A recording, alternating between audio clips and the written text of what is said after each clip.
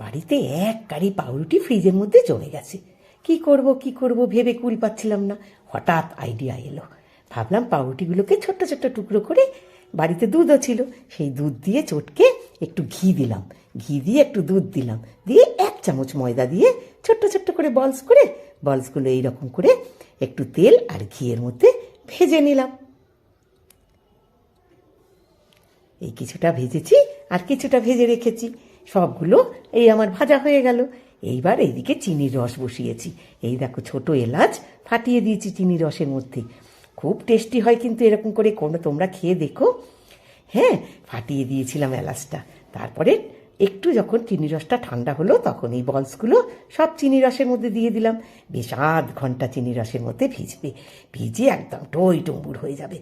ও হো, কি টেস্টি হয়েছিল গো খেতে! আহা, ভীষণ টেস্টি হয়েছিল খেতে। আমি ভাবতেই পারিনি এত সুন্দর যে হবে। দেখবে, একটা ভেঙে তোমাদের দেখিয়ে দিচ্ছি, দেখো। এই দেখো, একটা ভেঙেও দেখিয়ে দিলাম, কি সুন্দর হয়েছিল খেতে। ওই ভিতরটা কেমন দেখো, আমি দেখিয়ে দিচ্ছি তোমাদের।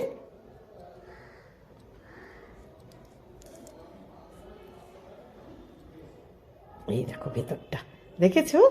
এই দেখো ভেতরটা কি সুন্দর হয়েছে। ঠিক এইরকম করেও তোমরা বাড়িতে যখন ফ্রিজের মধ্যে 1 গাড়ি পাউরুটি জমে যাবে, তোমরাও করে নেবে। মানে ভাবাই যাচ্ছে না যে এটা পাউরুটি দিয়ে করা। পুরো মনে হচ্ছে কেনা গোলাপ জামুন। খুব টেস্টি হয়েছিল খেতে।